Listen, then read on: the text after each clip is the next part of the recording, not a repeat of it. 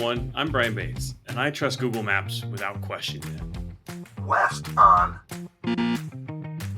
I'm Linda DeYoung, and I unironically use the Kahoot music at parties. And this is the One-to-One podcast, brought to you by the Learning Technology Center. All right, well, welcome to another episode of the LTC One-to-One podcast. Linda, how are you? I'm doing super good. How are you? I'm doing really well. Excited to be here. Excited for another one. We're getting into spring, and so I want to start today. We're getting close to Easter as we record this, so I wanted to start off today with talking about Easter candy. Ooh, yes, please. I'm not wasting any time. You know, and we've joked about this offline about how excited I am about this, but there's a couple things that I need to get your opinion on. Okay. And I need to share my opinions on because I think that it's incredibly crucial information. And the first item of Easter candies, I got to know your opinion on Reese's peanut butter eggs, not the cups, but the eggs. Okay. Well, you know, I know that Reese's has a number of different shapes, right? You have the original, you have the minis, you have Reese's Pieces, you have the eggs, the trees, right? Like for different holidays. Personally, I do really like the eggs.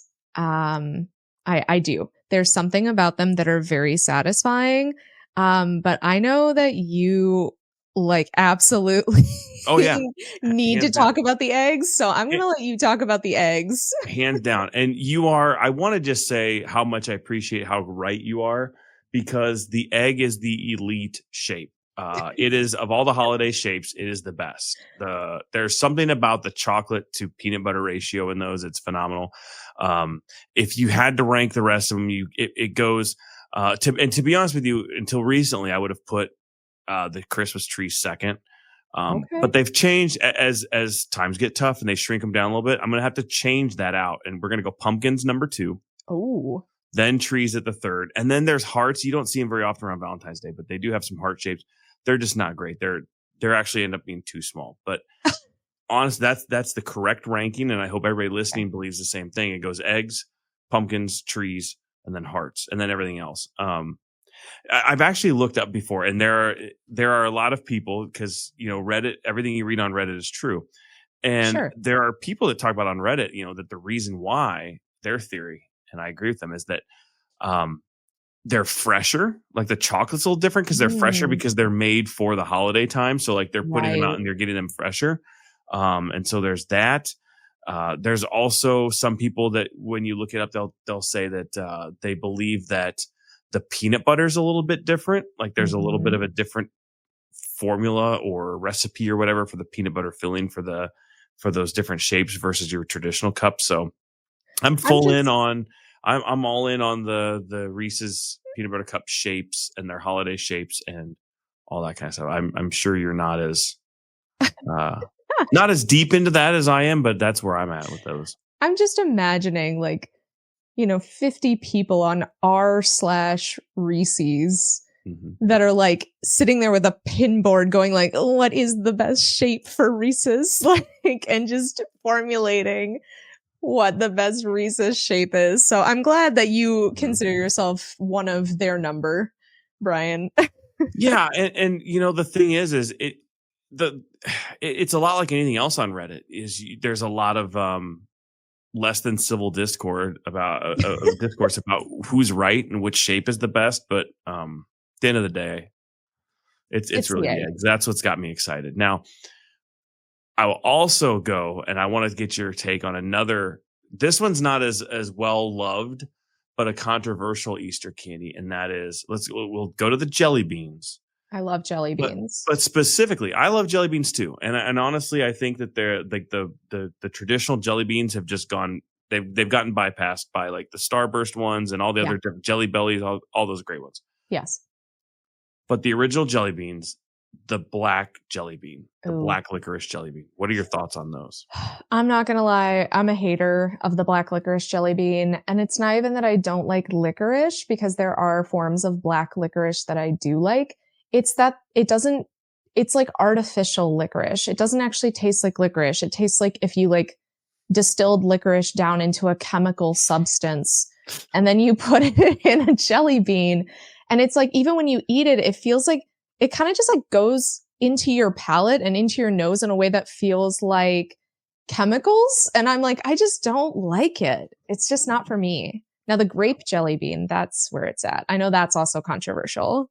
Oh, I like all things grape flavor, but I'm with you there on the black licorice ones. Like I actually enjoy I'm drawing a blank. Good and Plenty. Good and Plenty is Oh, yeah, a me too. licorice candy. Those are pretty good. But there's something about whatever it is they use for the black licorice flavoring in a black jelly bean. It's just and I feel like it's one of those polarizing, you either love them or hate them. There's no in between. But they're not like, and I will say every year I try one or a couple of them. I'm like, Good on you. maybe I'm missing out on something. Maybe as I get a year older and wiser and more mature, that it's like a grown, like a flavor or taste that grows on you that you learn to appreciate it later in life. And it doesn't No. change. You're like, nope, that's what I thought it was. And it's still terrible. So. Yeah, I mean, that's brave of you, Brian. I tip my hat to you for trying. I've given up completely on the black jelly beans. So, truly, you are the bravest of us all. I don't know about that, but. Well, today, let's get into our episode here. I mean, Sure. Goodness gracious, like Easter candy is great. Like we should do a tier list of Easter candy. That would be fun. But let's get into today's episode. So we're focusing on digital literacy skills for younger students, specifically those in that 3rd grade and below range, our real littles. And while we've discussed digital literacy before, we're now going to be exploring strategies for teaching these critical skills to littles, both as parents and teachers, and some of those key things to keep in mind when introducing them to the digital world. And when I was thinking about this episode, and trying to think of like, where have I encountered ideas of digital literacy for kids, real little kids, I was thinking about Ralph Breaks the Internet.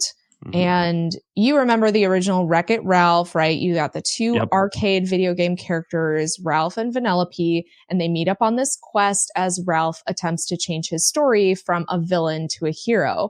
But have you seen Ralph Breaks the Internet? I have. Yeah. That's a great one too.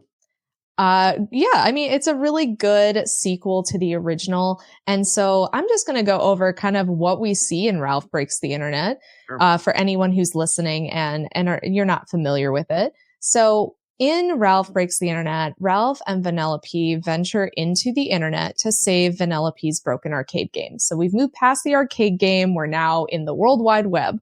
And from there, they encounter viral videos, clickbait scams, social media pressures, and online friendships. We see that Ralph becomes obsessed with gaining likes and he struggles with his online identity, whereas Vanellope finds a new digital home, but she's also kind of struggling to balance that. We see that the film explores misinformation, the emotional impact of online comments, and the importance of balancing virtual and real world relationships. Mm-hmm. Ultimately, Ralph learns that friendships evolve and that responsible internet use requires trust, critical thinking, and digital well-being. So before we unpack that, did you have a favorite arcade game growing up or currently? Oh, I did for sure. It was the Teenage Mutant Ninja Turtles, the arcade game. I thought that was always one I looked for. And even still, like if somebody has like an old Nintendo or something like that, I definitely love that game. Yeah, I mean, it's a good one. Like a, classic fighter style game. Oh, yeah. Mine was Dance Dance Revolution. The one with floor pads with the arrows. I was so good at that game. Like my legs were flying. I don't think it looked like I was dancing, but I was doing something. So I love DDR. That's it's a lot of courage I don't have to get up and do that game in front of somebody. It's not hard to play an arcade game, but man, doing that one in front of other people, I give you a lot of credit for that. Thanks. I appreciate that. So let's talk about Ralph Breaks the Internet, right? Yeah. We're going to look at these arcade games. So we know at one point in the movie that Ralph tries to go viral and becomes obsessed with getting likes to earn money and followers. relatable. Do you think that this maybe mirrors some of the real pressures that our students are facing as well? Yeah, I feel like there's that, everybody, I don't think it matters what generation you grew up in, technology or not, there's a pressure to fit in and find people to like you and be liked. And, just it's that middle school and then into high school pressures of being whatever, whether it's popular, cool, whatever it Yeah. is you want to say. And I think that social media does not allow you to step away from that. Like, Mm, before what, like our generation, when you went home, you didn't necessarily have to worry about keeping up a persona yeah. until you went back to school again. Like, man, you could drop it. But I think that that's absolutely something that they feel the pressure of now, is because not only do you have to work hard to earn the likes of people both in person, but then you got to turn around and do it online. I think that that's really Yeah. stressful for them. For sure. And I mean, we know that, becoming viral or internet famous or becoming an influencer, these are like quick ways that even really young kids have made very quick money and Yeah, a lot of it. And yeah. so I can understand there being a pressure of like, man, if I could just get viral in some way, shape, or form, if Hmm. I could just be internet famous, then I don't have to worry about so much stuff, right? Like I'm just going to be cool. I'm going to have money. I'm not going to have to worry about the future. And I can understand how that might be like a real pressure Yeah, in today's day and age because it is attainable. Like we've seen that how attainable it is another question, but like yeah, kids have seen it happen to other kids. And so it's easy to think, oh, that could be me too, maybe. yeah. I 100% agree with that one. And you think about, like, there's a difference between trying to be that person and, like, working hard to obtain something is one thing, but Yeah. you don't always necessarily gain that viral status for the most positive things either. Right. So, your work, that it doesn't always lead students in the right direction. Whereas, working hard to become a doctor, to become a teacher, to become, an accountant, whatever those jobs are, they're working hard towards a positive. And if they don't make it, there's still going to be benefit of that hard work. Whereas, going viral isn't always necessarily for a positive thing and doesn't always mean that you're doing the best, making the best choices. So Yeah. that's a big time pressure there. Totally. And we also see in the movie that, Vanellope and Ralph, they're encountering some of those dangers online too of like clickbait and scammers and viruses. And I mean, how easy really do you think it is for kids to fall into some of those dangers online? Like, do you think it happens as frequently as we hear about? I don't know about how often it happens, but it's got to be easy. Yeah. There's you think about when there's students, speaking from my experiences teaching middle school students for as long as I did that, like, there's that time of, well, how come you did that? Well, I don't know. I didn't Hmm. think anything bad would happen, and so, like, how does that translates into their online presences? Well, Yeah. I clicked on it because I didn't think I mean, what's the worst going to happen? It doesn't come true. I clicked on this ad for something and I didn't realize it was going to do that. Or, I didn't realize that it was going to then, if you're on a shared device, Hmm. wreak havoc on other Yeah. systems or other people. And I just feel like that they're more likely to take risks just because of their, not having the experience of being able to differentiate between a risky choice versus not risky choice. And so I think that that's absolutely a risk for them. I mean, I just got a text a couple days ago saying, "Hey, your Illinois tollway pass is a, Yep. you have an outstanding fine." Hmm. And I know because the first time I got a text like this, it's like the second or third that it's a scam. Yeah. But it's super convincing. And if you're a kid, I can't even imagine how convincing some of this stuff might seem For or look sure. online, um, in a way where if you're not familiar with scammers or phishing ads or anything like that, you would have no idea. You would just click it thinking, oh, I'm doing the right thing, or oh, I need to pay this thing, or oh, my password got hacked and I need to give them my information. Like how easy it would Yeah. be to do that as a kid. For sure. And so I guess my last question watching this movie was just, I mean, we know that the internet's an awesome place, and the movie does a great job at showing how awesome the internet can be, but also it can be a scary place. And we're going to talk about this a little bit in our interview.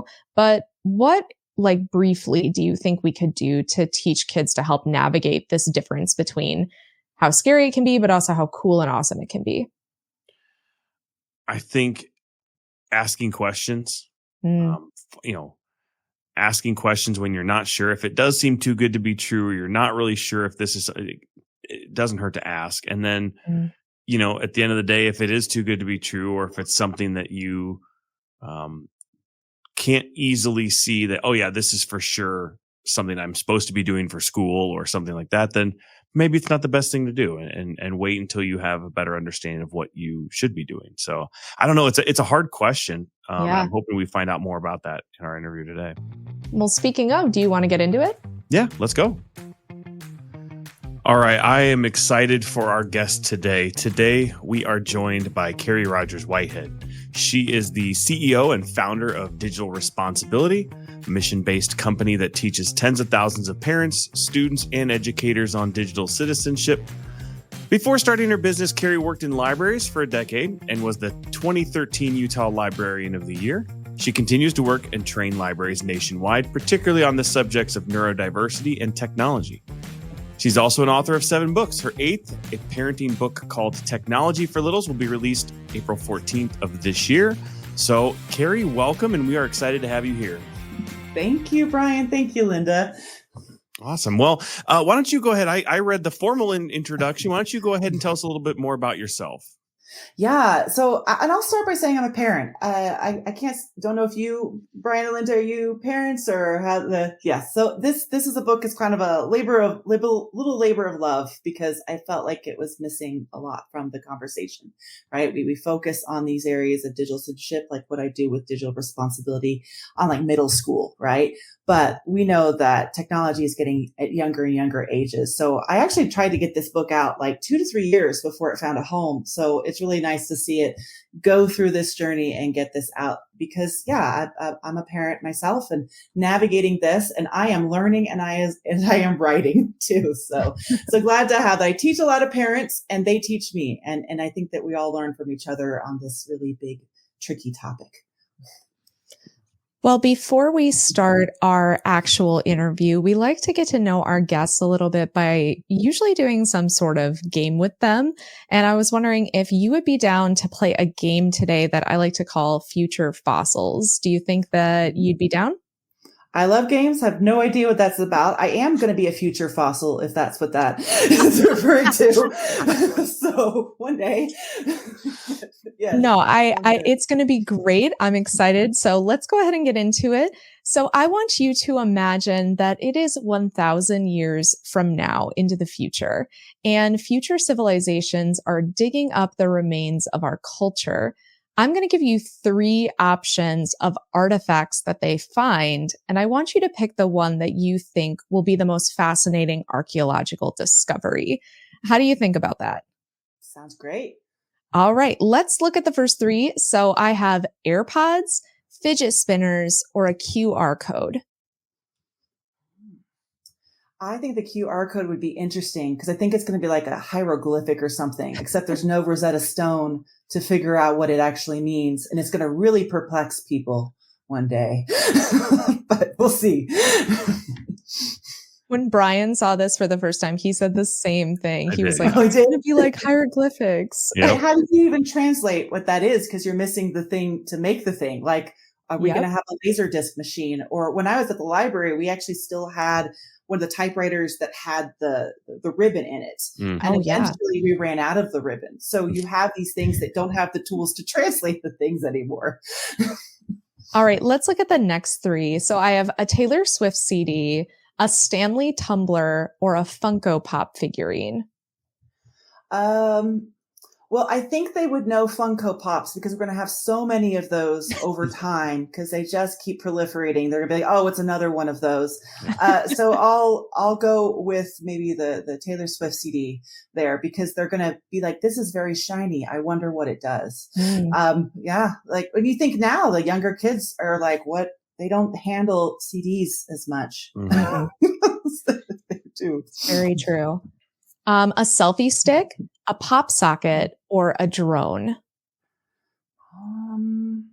Gosh, maybe the drone. We'll see. Because that could be many things of what people would interpret that. And I am interested to see where drones go next because they've had quite the change the last few years. Yeah, that's true. I can't wait for someone to dig up one of those like robot dogs and be like, what is this? Yes. It could be all sorts of things from a toy to a weapon, right? Yeah. Yeah. Ugg boots, Jinko jeans, or Crocs? Oh my gosh. I thought Crocs would die out by now, but so that shows how much I know about things. And Jinko jeans are coming back too. I think they would find that interesting because is it a pair of clothing or is it a tarp or is it bedding? Is it bedding? I don't know. Yeah. You can fit a couple people in there. And then the last one would be like, imagine that they're digging up like a whole like dig site, kind of like they find like old buildings. What if they found a Starbucks, an escape room, or a virtual reality lounge?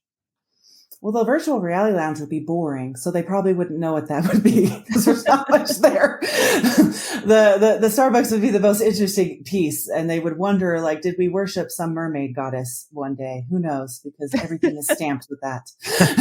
And the answer is yes, we do worship. Yes, we mermaid goddess. We worship the mermaid goddess. And with that, we are done with Future Fossils. Thanks for playing. Yeah. So let's shift focus and we kind of talked a little bit at the very opening about your newest book here. You've written extensively about digital literacy and citizenship, but with your upcoming book, Technology for Littles, Helping Young Children Navigate the Internet Responsibly, it focuses on our youngest learners. So what inspired you to tackle this topic at this time? Yeah, well, I've probably taught thousands of parents at this point. So our state contract included parent education around digital citizenship and safety, not just student education. So as I said, I learned a lot from parents over the years, and I still continue to teach parents. And I felt like in the beginning, I was getting a lot of requests from like that middle school age.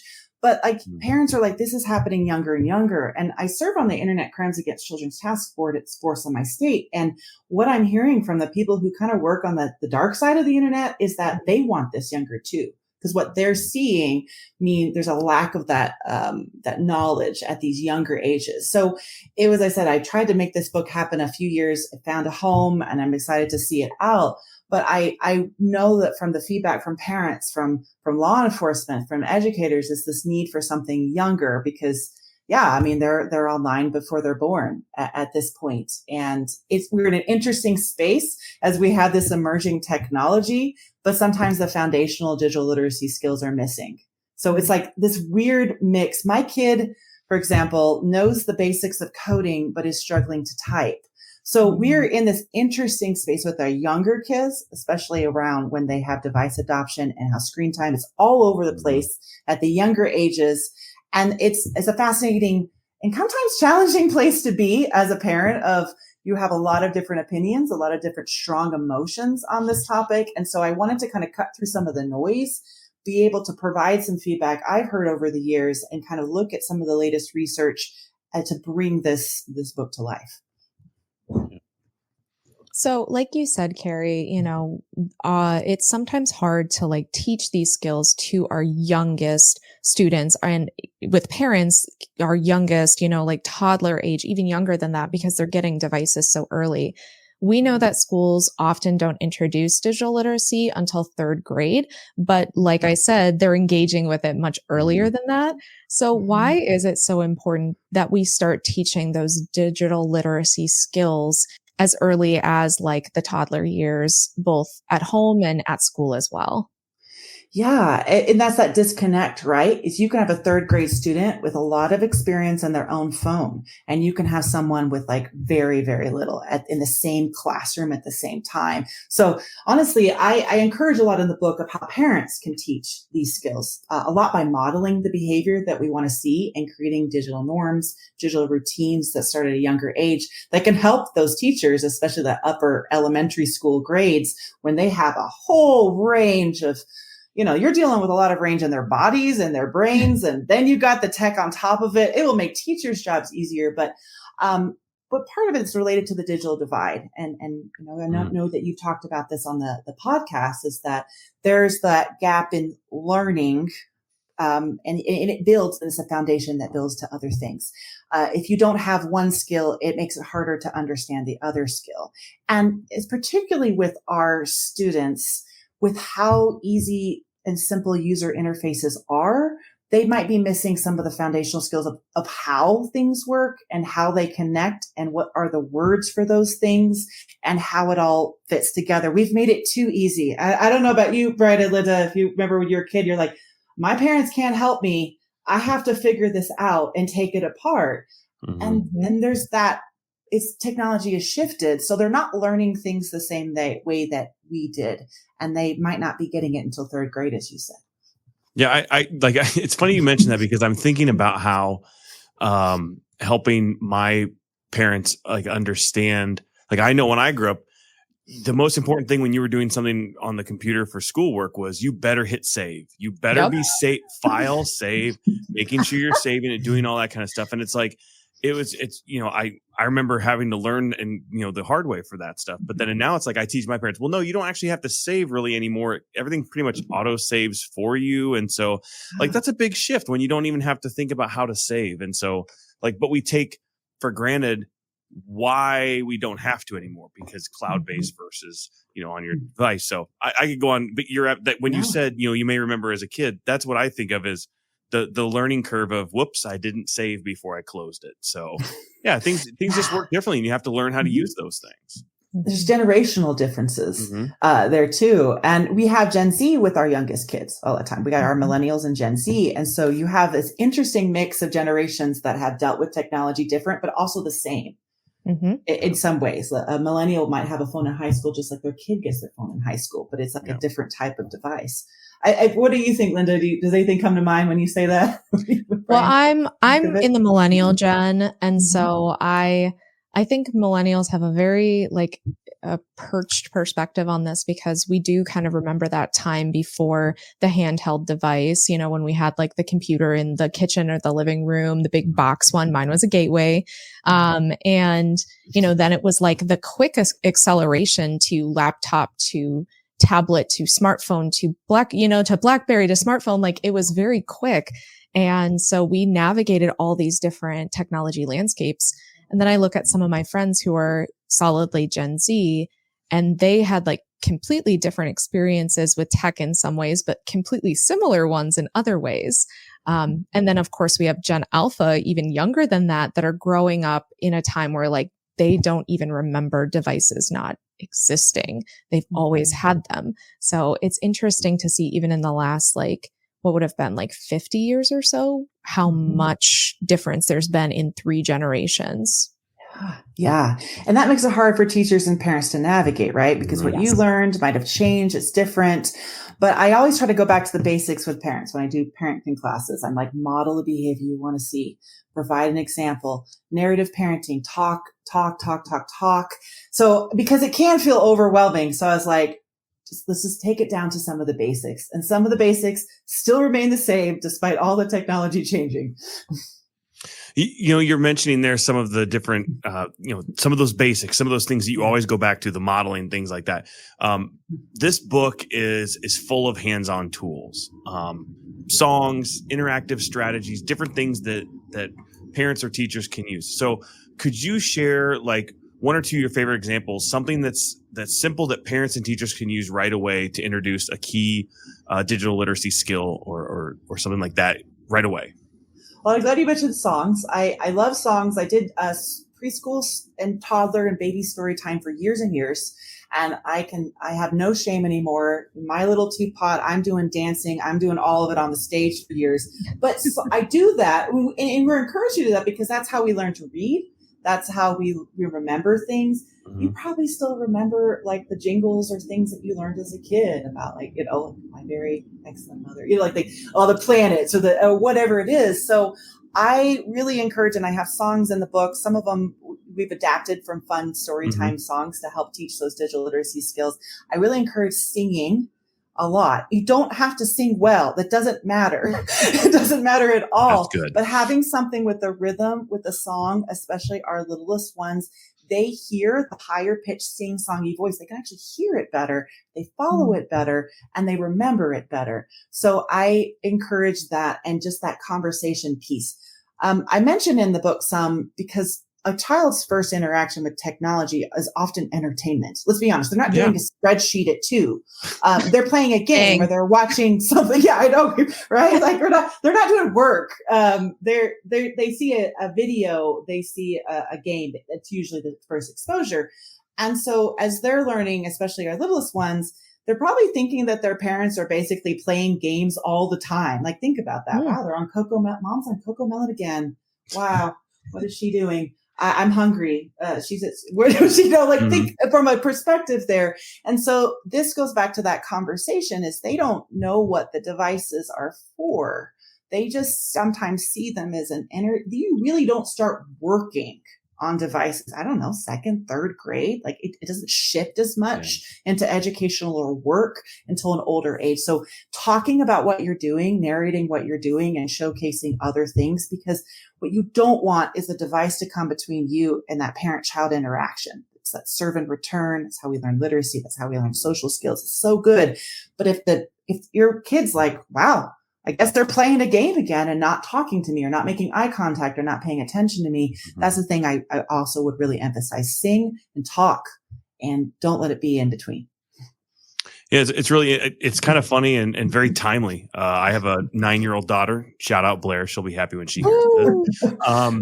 And she's had a tablet for quite a while. And I know that it's a lot of it, like you say, that entertainment purpose, watching shows, playing games, no matter how educational or not they are, it's still a form of entertainment.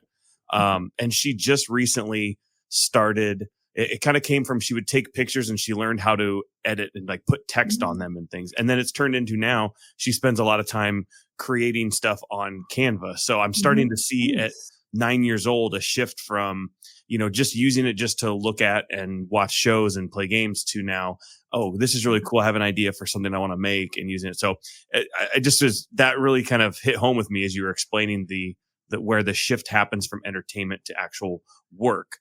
In that case. So that's a great example. And I like how you kind of segued that, because the entertainment can be educational too, right? I'm going to teach you the names of things. I'm going to teach you how to use things, how to click on, how to adjust the settings. I can teach through the entertainment, but especially I'm talking about the younger crowd. They're not going to get that. They're just going to see that you're distracted and that you're playing a game yet again. There. So similar to using like songs and strategies, you also emphasize how routines can be really powerful in shaping those healthy tech habits. And I'm wondering, maybe what are some of those essential digital routines that you think that parents should establish with their kids early on?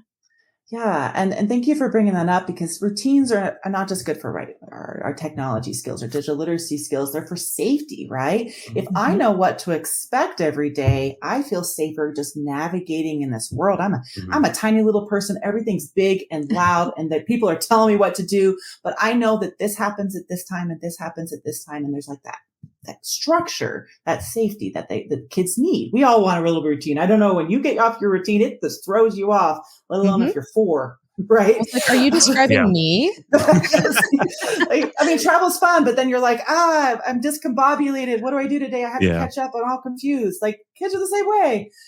So I'm a big proponent on having our digital routines, especially in the morning and at night, and our bedtime routines are essential. If any parent will be like, you get that bedtime routine down, or it's going to cause all sorts of problems.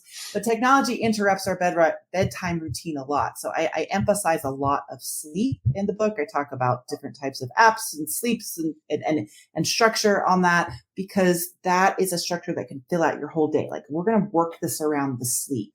And if nap time is messed up, if bedtime is messed up, the whole day can be messed up.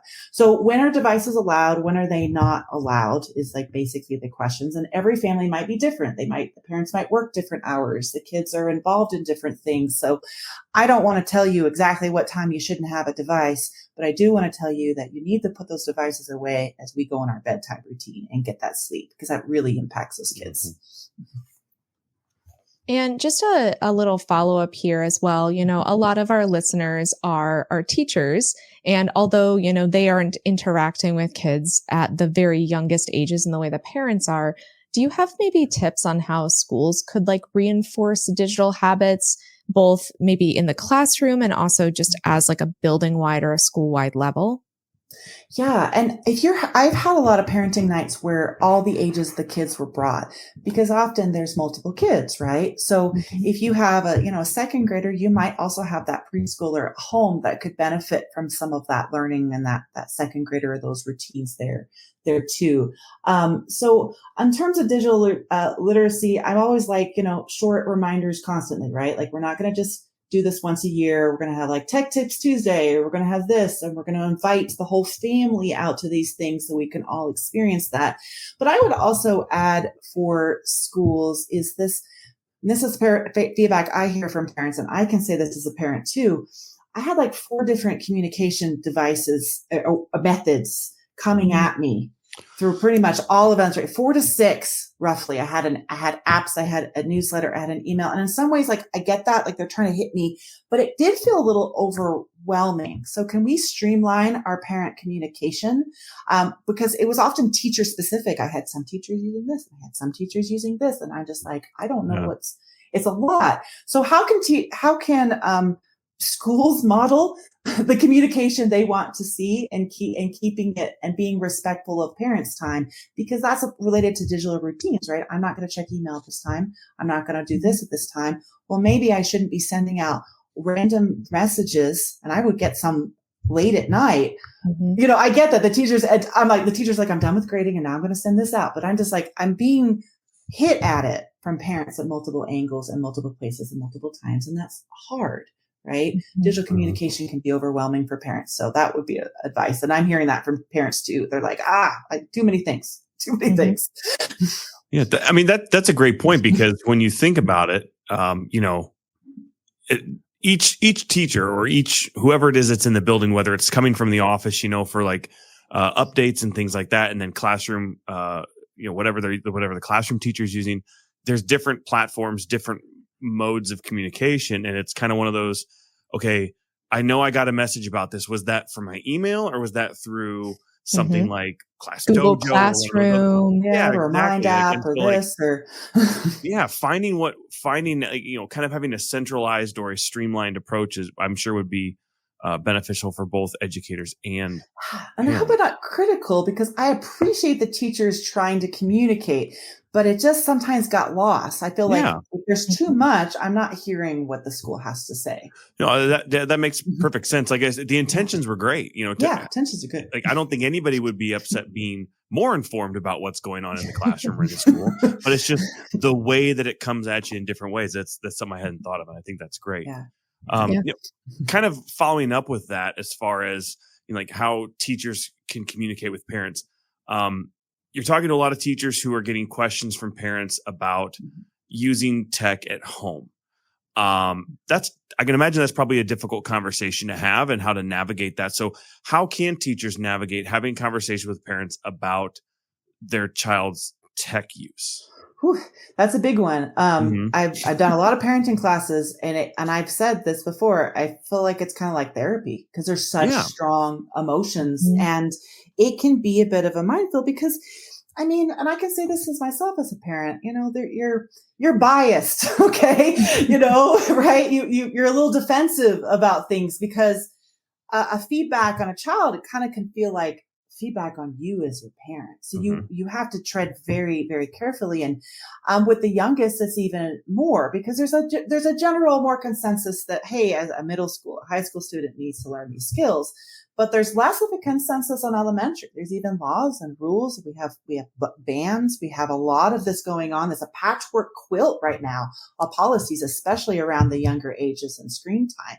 And there's a lot of strong emotions, and there's actually parent advocacy pushing against that. So you're not just navigating this honestly in a one-to-one thing. You're navigating a whole context and a whole place. So tread carefully is what I would say. I always go back to basics a lot, and I try to be very flexible. Like, here are guidelines that you can consider. I am not going to tell you. Now, sometimes parents, I think, want me to tell them. They're like, what age should I get a phone? How would I'm not going to tell you that. I'm going to provide you guidelines and frameworks that you can pick. And so that should be the role of the school, because it is so variable. And I don't want to tell a parent that, well, like, you know, a parent who's got like 4 kids, or there's multiple households, that they can't have a phone, because there's actually a need for a phone at a young age. And I'm not going to judge them. I'm not going to judge them on their screen time too, because I've had my days. Okay. Like there's all a place for it. So I think that the school has to take that really careful ground of, here's guidelines and frameworks, and talking about it in a positive way. I like when people talk about issues of like cyberbullying is like 83% of our kids don't cyberbully. We are respectful. We will be positive. Like, I like that kind of positive approach instead of like the fear-based negative approach. And so my last book was, you can see a picture behind me, The Fearless Digital Parenting, because when parents are fearful of technology, they're going to push back on the school policies even more. They're going to argue with you more. So keeping it broad, keeping it positive, talking about the good things, because there's enough of the negative out there, and schools have to try to push those positive things to the top. So right now we see that there is an increase on how technology is impacting students' mental health. I mean, we just had our last episode of the podcast talking about digital thriving and how that can intersect with mental health as well. And I'd be interested to hear, do you have any current research or, current kind of guideline on how these two things are intersecting with each other for our students and for our littles? Yeah, I just did an EdWed webinar. I'll have to send you the link on this topic on mental health with Dr. Christopher Ferguson, who I've cited in some of my work. He's done some longitudinal studies around screen time and social media and school violence in internet. So I will happy to send you that. The gist of it, and I will tell you, Linda and Brian, I got pushback in that webinar, and I'm going to get pushback from this book, because there's very strong feelings around screen time. And some people will look at this book title and say, little shouldn't have any technology. And I do get where they're coming from. I do get it. It's this balance of like living in the world we're trying to prepare them for, but also trying to let them be children. Like, it's this weird space. But I will say what I did in that, and I'll send you some of that research, is that we like simple narratives. We like stories, right? I'm a librarian. We love stories. We love things. We love slogans. We love songs. We love all of this stuff. It gets in our memory. But life is complicated. There's not one reason for one thing. There's a quote from Dr. Ferguson that I like to cite, that he says, we don't say those who are depressed have bed addictions, but we do say those who are depressed have screen addictions or social media addictions. And to me, I always encourage parents to look at the why, to look at the risk factors, and to look at the holistic person and everything going around. There is a lot of deservedly talk about teen mental health. We have had an increase, but we've also seen a decrease lately. A lot of that was because during COVID. So you cannot take and say the teens are doing this, ergo it's this. You have to look at the broader context of economic issues, a pandemic, schools being out, a change in this, and we can't just causally say this happened to this. And this is what I tell parents. Your kid, look at why are they doing this specific thing? If they are on their game a lot, maybe something else is going on. Maybe look beyond this, because if you take away that phone and you blame the phone, you might also be taking away the thing that was helping them at the same time, because it is a tool. So that's how I look at it holistically. Look at the whole person, look at the whole context. And that's just let's just address this with some nuance and some balance and recognize that we're all complicated people affected by lots of different things. For sure. Yeah. I mean, I think that makes a lot of sense in even my own, personal journey with technology as well. Is like, there have been so many times where tech has been a positive, active change in my life, and I get to do so many cool, creative things with it. I mean, I work in tech, like that's great. But then there have been times where I've had to step back on certain aspects of my tech use and go, well, this isn't really serving me. And I think the difference between maybe like me and a teenager, or even more so like a 3-year-old or a 5th grader, is that I have those abilities, those critical thinking skills go, maybe I should step back. Whereas our kids don't necessarily have that. So we have to like model and be present for them in that way, because they're not going to come to that conclusion naturally themselves necessarily. Yes. Yeah. And I'm glad you mentioned that. That self-reflection that does come at older ages, right? Mm-hmm. So I go through in the book developmental stages of where our brain is at this point, where our brain is at this point. I do that in all of my books because you're going to have different rules, policies, guidelines, whatever you want to say at different ages, because our brains are different. And a 3-year-old is not going to be like, wow, I've been watching too much YouTube. I'm going to go and build play outside with my friends. They're not going to like necessarily independently do that. And like, if you think that as a parent that you take away one passive activity on a device, they're going to just substitute it with another passive activity too. So that's where that parent guidance, that modeling, those conversations need to happen. Sure. So I'm curious, because we've been talking a little bit about, the potential negative that can come about with technology use and the harms that are there. But we also know, and just especially from Lynn and I working in the field of ed tech and being around technology, that there are a lot of really powerful benefits to using technology. So I'm curious, what type of advice do you have for parents and or teachers who want to find a balance between allowing the student to explore technology and use it for those good, positive things, but then also protect them from the potential harms that can come from just exploring technology? Yeah, Brian, you and Linda are asking the hard questions, right? And that is being a parent or a teacher. You're walking a fine line all the time. You're trying to allow them space to take risks and take mistakes and make mistakes, but also protecting them at the same time. And it's a tough spot to be, which is why I don't tell a parent, this is the way, because it is so complicated there. So what teachers can do is allowing, how we talk about these things, because the negatives always filter up in the algorithms. They always filter up in the media. I don't think children are getting enough of the positive narratives, frankly, or parents. When I go to teach a parenting class, they sometimes come prepared with headlines and stories, right? They're like leaning back and they're like, okay, tell me, lady. Like they're a little bit like, what, like that. And so I think that that's an opportunity for educators to actually highlight some of the good that you might not be aware of. And I'm always learning the good, like at your conference or other conferences. I'm like, I didn't know I could do this.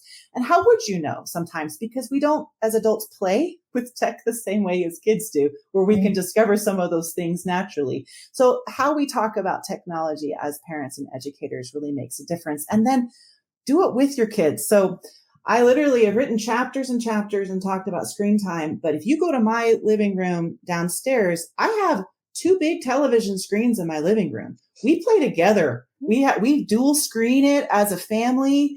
We do co-op. Like I got all the screens there.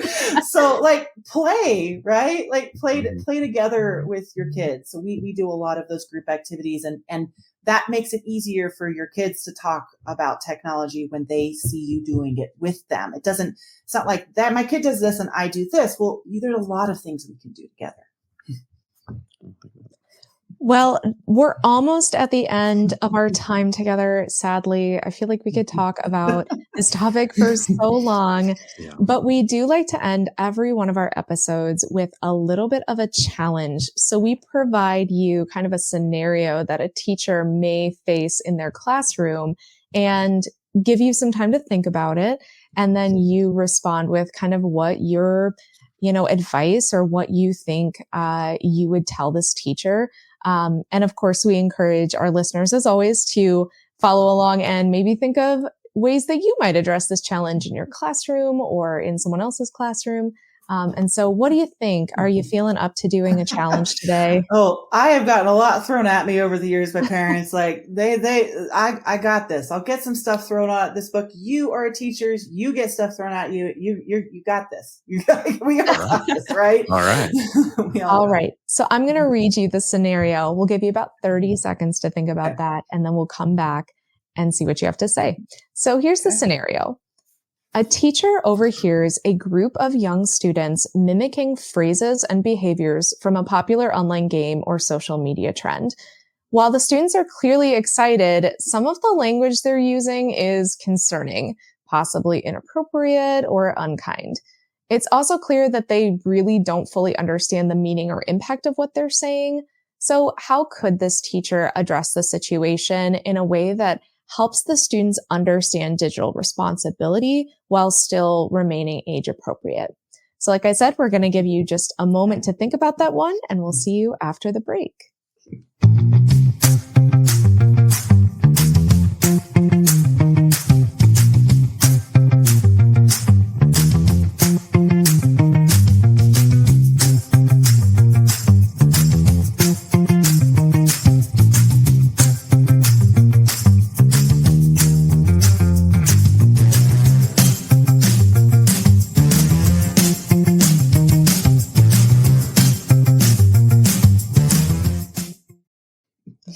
All right, Carrie, that's 30 seconds. What do you think about our my students first here? thought is Linda is like, what did they say? What meme is it? Or like, you know what I mean?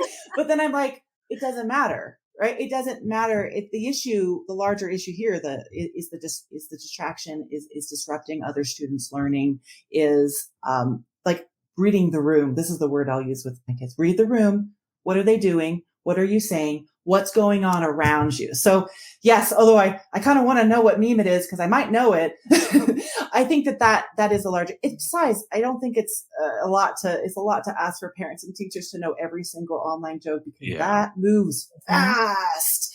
Yes. But focusing on respect, empathy, and reading the room and understanding and having that self-awareness is so you want to call it out immediately because they're probably not even thinking, right? Let's just snap them back. Sometimes I'm tall and I stand behind like a looming presence to get their attention, also to deal with the distraction, but you want to deal with it then. And then maybe after there can be a private conversation with those kids, but let's make a respectful, distraction-free, as much as possible classroom as we can. I don't know if you, Linda, when you put this together, were listening to the conversations I had last weekend, but that was the topic of conversation with a group of people that I was with, all parents from kids all ages. And it was interesting to hear that like high school students and elementary students were saying kind of the same things. And it's like, I don't know if it's bad, but at the same time, like, I don't think it's good because I don't think they would say it if it was like, it was kind of like one of the conversations where you're absolutely right. You can't stay up on all of those things, but like, hey, you kind of know when you hear something, okay, that's got to come from somewhere. So like, I think it's like, you kind of just made the suggestion of you treat it like you would of anything else, whether it's digitally, they're getting that information digitally, or whether it's coming from, talking on the playground. You just handle the situation age appropriately. And I think that that's a good response. And like I said, for me, it's incredibly not time sensitive, but timely here because of what conversations I've had with other parents. So it's kind of funny, Linda, when you came up with that. Yeah, that was me in the bushes, actually, Brian. Oh, okay, that makes sense.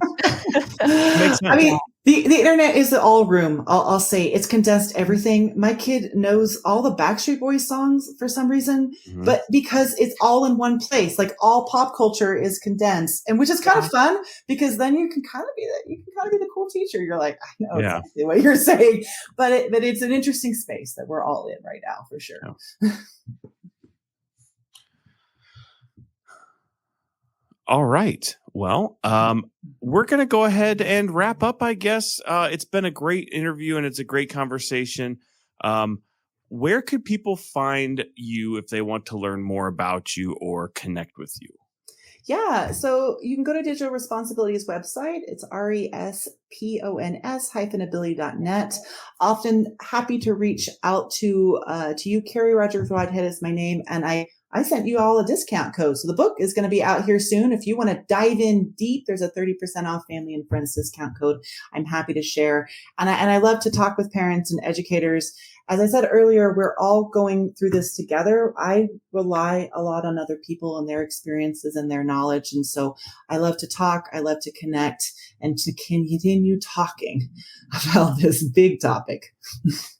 Awesome. And like we mentioned at the top, your book's coming out April 14th. So congratulations on that. That's about the time that this episode should be airing. Great. So as our listeners are listening to this episode, then they need to run out and use that discount code you provided and grab that book and get all those different tips and tricks on how to, navigate technology with our littlest students.